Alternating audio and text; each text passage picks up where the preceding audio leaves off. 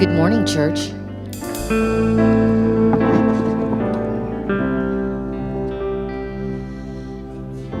This is John chapter 4, and I'm going to be starting at verse number 7. When a Samaritan woman came to draw water, Jesus said to her, "Will you give me a drink?" His disciples had gone into the town to buy food. The Samaritan woman said to him, "You are a Jew, and I am a Samaritan woman. How can you ask me for a drink?"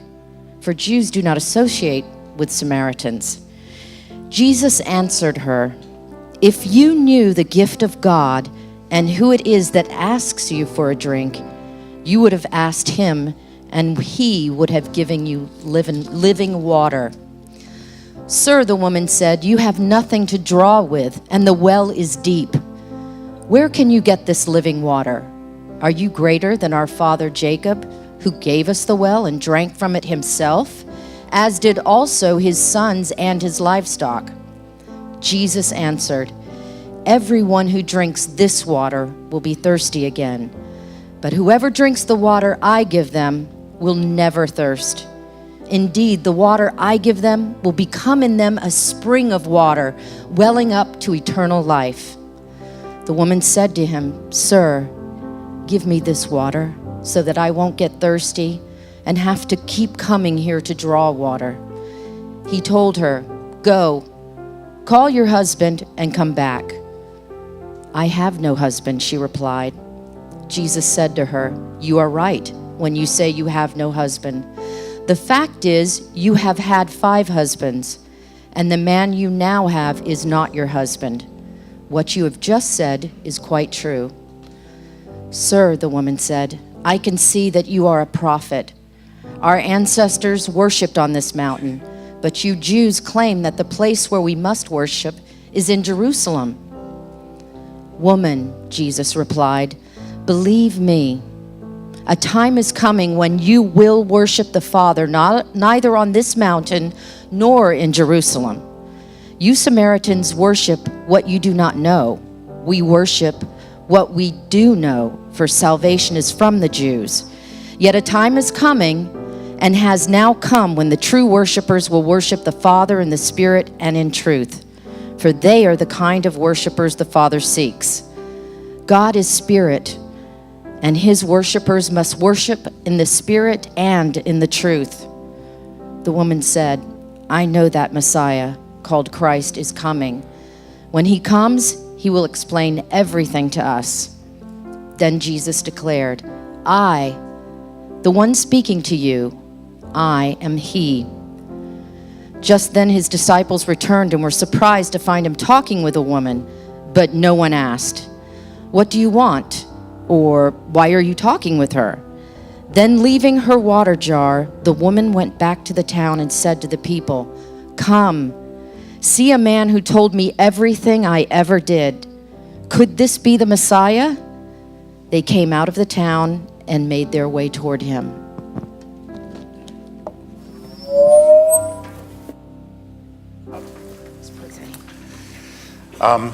Isn't that a great story? We're going to talk about it in a minute, so memorize everything she just read. But we're going to do something else. Daryl, would you come up for a minute, please? So let me share with you guys a little bit of news that's going on. When did you start at Covenant Life? What year? 1990. So in 1990, Daryl moved to Sarasota. And in that time, he served in a church called Covenant Life. After that, he basically helped preserve a church that had lost its lead pastor in Cornerstone Church in Lakewood Ranch. He really helped and served a church called Gulfgate Church. And then he helped start a new church called GraceLife Church. For almost 30 years, Pastor Daryl has been having impact in our community in ways that many of you don't have any clue. Matter of fact, the very first time my wife and I needed marriage counseling, it was with Daryl. True story. And I had tremendous respect for him. He's been a tremendous asset to us at GraceLife. He's been a security blanket for me theologically, spiritually, with his experience. I count him as a true dear friend.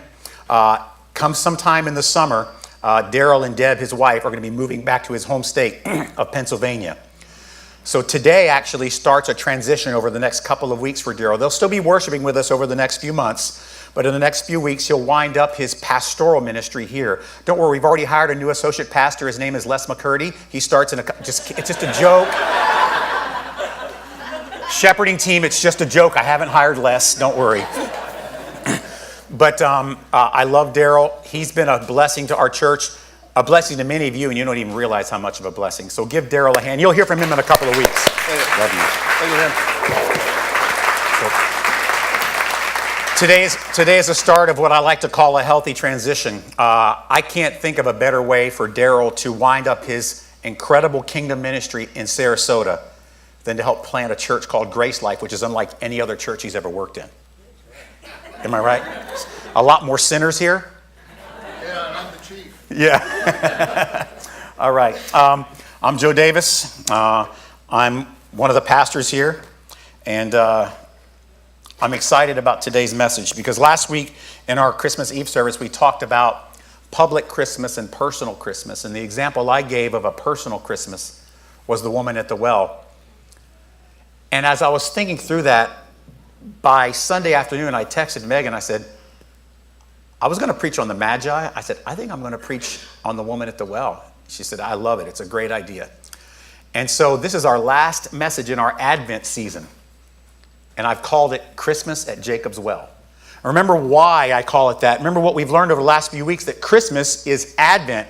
And Advent means coming toward, grace coming toward us. And this is a great picture of grace coming toward this woman. Pam read it, so I'm not going to read it again because it's so many verses, but I just wanted to kind of go through and break it down like we normally do, the history, the theology, and the devotional history. What about man? What did he do? And why and how did he do it? So let's talk about the well rules. Jacob's well was a very important water source in the region. And getting water, especially in a region like Israel, which, by the way, many times of the year is very dry. So getting water every day is a very important task. But there are some specific rules. There were different classes of people that would take advantage of this very important time of day. And there are different times for different people. Some people would come in the morning, some people come in the afternoon, and some, like the Samaritans, people who were not considered really Jews, the people who really were considered lesser citizens, the Samaritans were not allowed to really worship in the temple. They weren't allowed to be a part of the religious culture. They had a specific time of day that they would go and get water, so there would not be intermingling between Jews and Samaritans. As a matter of fact, the woman at the well says, why are you asking me for a drink? Because Jews don't have any association with Samaritans. And I imagine when she said that, she might have said it with a little bit of a snarky, oh, you want water from me? I'm a Samaritan woman. You're a Jew. Why are you even talking to me? All of a sudden, now you're thirsty, and now I'm good enough for you to talk to? I mean, she didn't know it was Jesus. Well, maybe that's not how she responded, but that's definitely how I would have responded. You know what I'm saying? Oh, now you're thirsty? Now you'll talk to me? I hope you're a camel because you ain't getting no water here, dog. But these times were known by everyone. Everyone knew when the specific times were, and they would not commingle. It was a no-no. You know what this was? This was segregation and racism at a high degree. You're not even allowed to get water unless we aren't there to see it.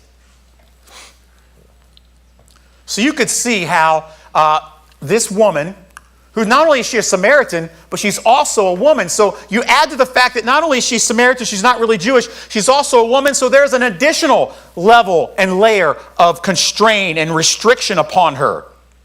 And what Jesus does is he shows up and talks to a race of a person who is considered second class. And not only that, it's a female from the second class citizens.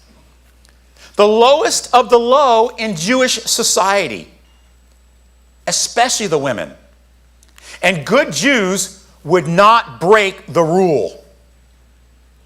They would not go to the well when Samaritans would be there. I would imagine that this was a daily, think about this. I think for this woman, it was a daily, painful, reminder to her of who she was in society, what her sin was, 5 husbands living with a man that wasn't her husband, her lineage, who she was related to, her social standing. I am confident that she knew every time she dipped that dipped that bucket in the well to get water and there was nobody else around but other Samaritan women, I imagine it was painful racism and segregation that was in her head. And her thought is, there is no way out of this social hell.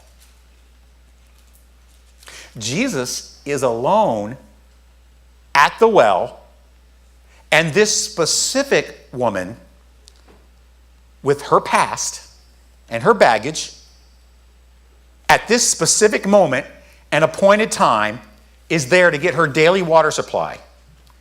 Again, a very important task. Don't forget this later.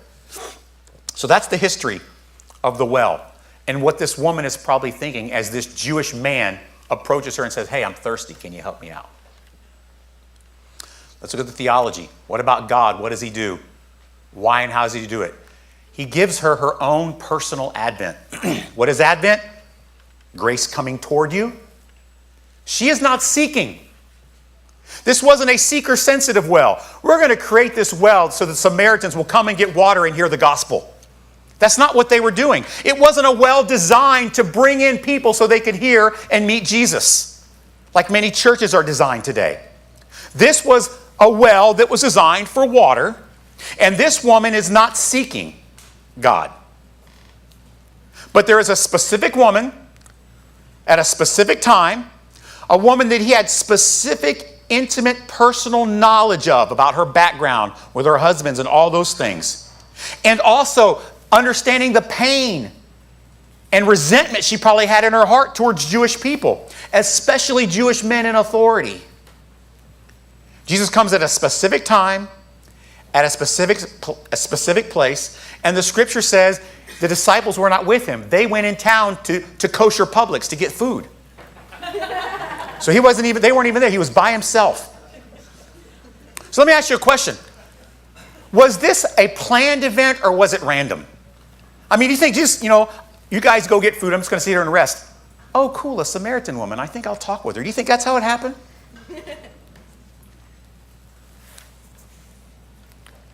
What are the odds of this woman at this moment being at the well at this time when the rock, Jesus, was there alone? If it was planned, let's just assume that he planned it. I think we can agree to that, right? Because there's some specific things he says in here. If it was planned, when do you think it was planned? Was it like a day before? Hey, listen, guys, you go to kosher Publix at about 2 o'clock and I'm going to see if I can't find a Samaritan woman of some type. Hopefully she'll have 5 ex-husbands. Hopefully. You think it was a day before? A week before? A year before? Is it possible it was happened before the foundation of the world? You guys are all theologically solid back there. I like that. Jesus asks for a drink. This is not insignificant. The woman is shocked because just in those, may I have a drink? He violates hundreds of years of religious protocol. He's at the well at the wrong time, talking to a Samaritan, talking to a woman. And the woman is puzzled for these reasons. Why, of all people, couldn't you come in the morning when the Jewish women are here? You have to come now? I mean, I work hard every day to come down here, down from the mountain, because I'm not allowed to live in Jerusalem. I come down from the mountain, I get my water, I lug it back up, and you, a Jewish man who thinks I'm a second or third class citizen, has the nerve to ask me for water? Again, I'm not sure if that's how she felt, but that's how I would have felt. That's probably how some of you would have felt too. So I don't think it's speculation, but I think it's pretty accurate. Unless she was the most patient woman in the world. And at first, She hears what Jesus says with earthly ears. He explains that his request is not really about water, that it's a spiritual message. And she's still thinking about earthly water. He says like this, if you really knew who was asking you for water, you'd ask me for water, and I would give you a drink. Listen, dumb Jewish man, you don't even have a bucket. How are you going to get water out of the well to give me a drink? See, to me, that's why I think she was kind of frustrated, because her response, you don't even have a bucket. I have a bucket. I don't need you. How are you going to help me? You need me to help you. She is still thinking about earthly water. And Jesus begins to explain the difference between earthly water and living water in verse 13 and 14. He says, whoever drinks of the water of this well will thirst again, but the water that I give, they will never thirst again. You know what Jesus is doing here? He's using water as an example of religion.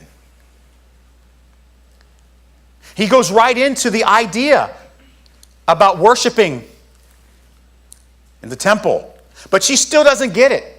She sees it now in verse 15 as a way to get out of coming down the mountain every day for water. If you drink of this water, you'll never thirst again. She goes, please tell me how to get this water. I'm sick and tired of carrying this bucket down the mountain. I don't want to come back here ever again. I resent the fact that I got to come down here. I resent the fact that I come down here at a certain time of day. I resent the fact that you're here asking me for water. I would love to be able to know how to have this living water that you say will make me never thirst again. I love to know how that water gets in my mouth so I don't got to worry about this anymore. I love it. But then there's a deeply personal exchange that takes place. The first thing is he reveals his intimate knowledge of her past in verses 16 to 18. Listen, you want the living water? Go get your husband and bring him. I don't have a husband. You're right. You've had 5, and the guy you're living with now is not your husband. You know what else happens? They begin to have this discussion about the fact that, her ancestors have worshipped on the mountain their whole life, but the Jews say we have to worship in Jerusalem. Well, that's not fair. How can I ever worship God if I have to worship in Jerusalem? She reveals how religion has hurt her whole life. She thinks he might be just like all the other rabbis. In verse 20, religion had insulted her heritage, excluded her and her relatives from worship of God in Jerusalem. But then Jesus turns all that on its ear, and he realizes, and he proves he's not like the other rabbis, and he makes a stunning promise. Soon, worship will not happen in the temple in Jerusalem. It will happen in spirit, and it will happen in truth. In other words, the whole system that said you had to come to the well a certain time of day, the whole system that said I'm not allowed to talk with you, the whole system that has caused you pain and regret is going to be turned on its ear and done away with. I'm telling you, there's going to come a day when those who worship God will worship him in spirit and worship him in truth, and not in Jerusalem anymore. Verse 22 and 24. It's significant to a Samaritan woman who was not allowed to worship as real Jews, quote unquote, worshiped. As a matter of fact, what Jesus is promising is a dream come true. You mean I can worship my God as well on the mountaintop where my fathers have worshiped for generations, as well as the Jews in Jerusalem worship? And then what's amazing, she says, I have heard that there will come a Messiah one day, and he's going to explain all of this to us. This is what blows me away. This woman completely separated from temple worship, probably uneducated, all these things. She actually has a better understanding of what Messiah was than most of the Jews in Jerusalem. They all thought it was going to be another King David, a military leader, a ruler to come and conquer the Romans. She says, I've heard that there is a Messiah. I believe there's a Messiah, and one day he will come and explain all these things to us. She understood what the role of Messiah was going to be. It's supernatural, uncanny insight of who he was, and she probably understood it even before some of his disciples maybe. Most thought he was a military leader, a ruler. She knew he would be a teacher. You know what that tells me? God had been working in her heart well before this random meeting at the well. How could she know that except the Spirit of God reveal it to her? And then we have an amazing thing that happens. We have an impractical reaction. Verse 28 to 30. He says, I am the Messiah. It's me. You know that Messiah you say he's going to come explain? I just explained it. The moment that you've heard about, it just happened right before. It was Christmas at Jacob's well for you. I have invented myself. I have come forward. I have revealed myself to you, and you in a very personal Christmas kind of way. And her reaction is impractical. The woman is so excited about what has just happened. Think about this. What is she excited about? That a total Jewish man, stranger, knows she's had 6 husbands. A Jewish man knows all about her sin, knows all about her past, and spoke with her anyway and revealed to her all the stuff that the Jews have been waiting for generations. It just happened, and I'm telling you about it before anyone else. She leaves her bucket, an important bucket. The bucket, and in my idea, the fact she had to take that bucket every day down at that certain time, it kind of symbolized probably all the things she hated about her life.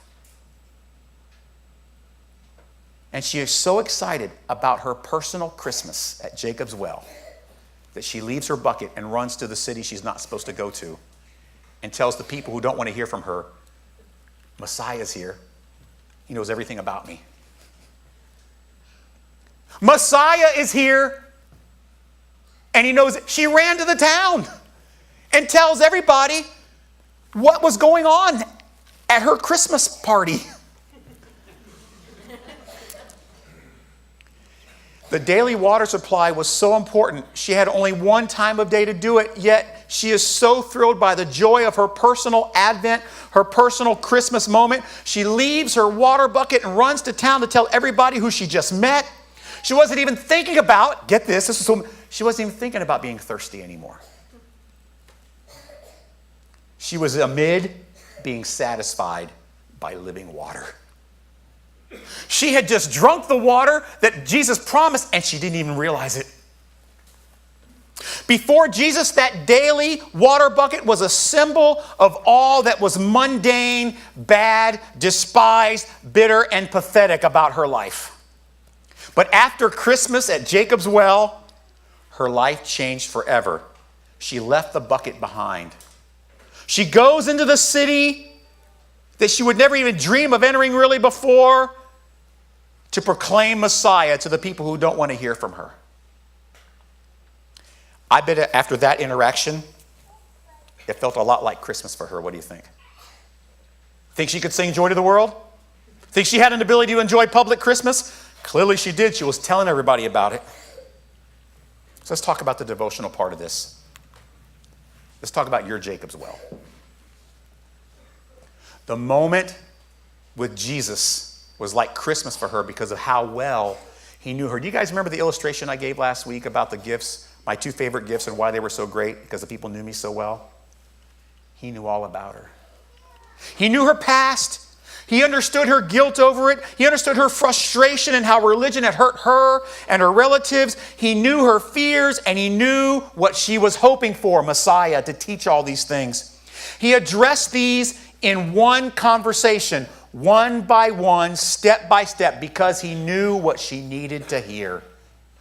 It's a practical manifestation of the truth in the passages about personal Christmas we studied last week. And in case you forgot them or didn't write them down, don't worry, I'm going to put them up there for you again.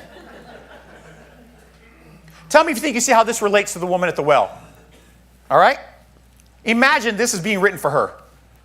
For you formed my inward parts. You knitted me together in my mother's womb. I praise you, for I am fearfully and wonderfully made. Wonderful are your works. My soul knows it very well. My frame was not hidden from you when I was being made in secret.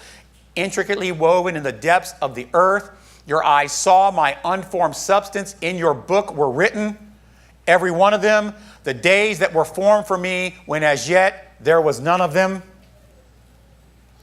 That wasn't last week. Look at the ones from Jeremiah again that I showed you last week. For I know the plans I have for you, one of them being when I meet with you at Jacob's well. Declares the Lord, plans for welfare and not evil, to give you a future and a hope. Your bucket will no longer define you. Want another one from Jeremiah? Yes, I knew you did. Okay, good. Jeremiah 1, 4 through 5.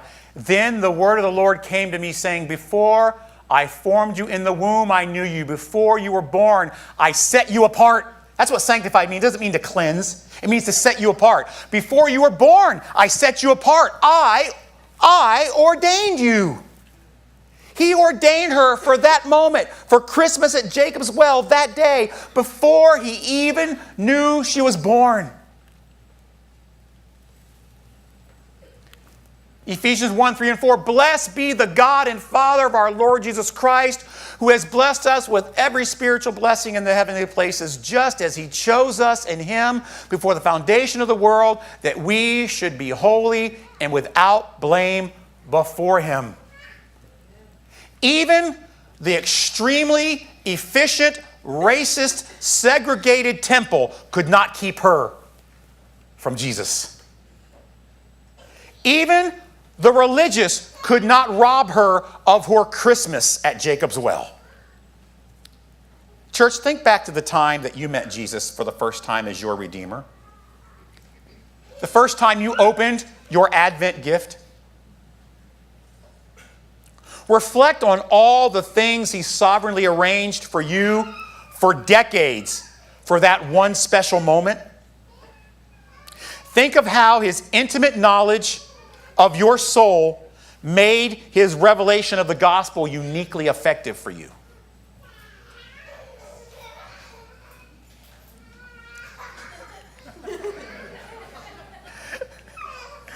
They like the sermon. That's an amen. You just don't know baby talk. That's good. Think about this. If you can reflect back on your Jacob's Well moment, your Christmas, your Advent at Jacob's Well, wherever it was, maybe it was at work, maybe it was at church, maybe it was at school, maybe it was at, your house. I don't know where it was that Jesus first revealed himself to you as Messiah, but think about all the things that had to fall into place for you to be there. It was not random. Our passages tell us that. And by the way, there's about 30 more just like that all through Scripture. I just picked the ones that were easiest to read. So here's the question for you. As we wind up Advent, and after today, you will have our New Year's Eve party. I'll be in bed by like 9:30. I always am. It's amateur night, you know what I'm saying? But after we're done with Christmas and we're starting to take the decorations down, what I'm hoping is that maybe today is your Christmas at Jacob's Well. Maybe it's already happened. Maybe today you have tasted living water for the first time, and maybe now you have courage to leave your bucket behind. Because see, without your Jacob's Well moment, you will never understand what joy to the world really means. I love this story, don't you? There is so much nuance in this. It's not just about Jesus talking to a woman at the well. There are so many intricate parts of this story that make it so fascinating. I encourage you, after hearing this sermon, go back this week. Read it again. And ask God to help you reflect upon your personal Advent. Say, God, can you reveal to me the supernatural stuff you did to bring me to that moment? And we got to study hers.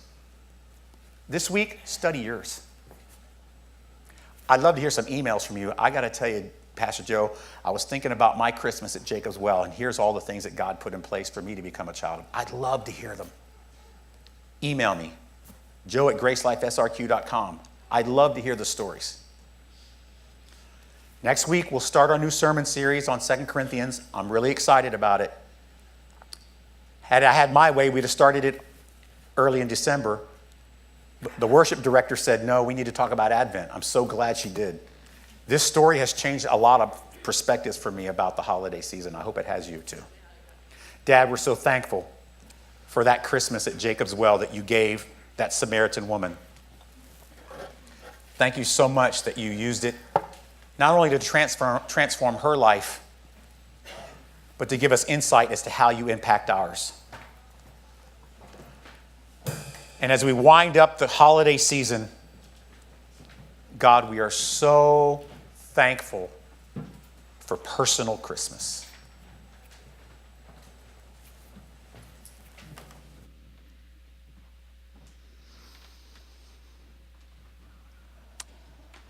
As we prepare to leave this place today, I was thinking, this is our last song we're going to sing together this year.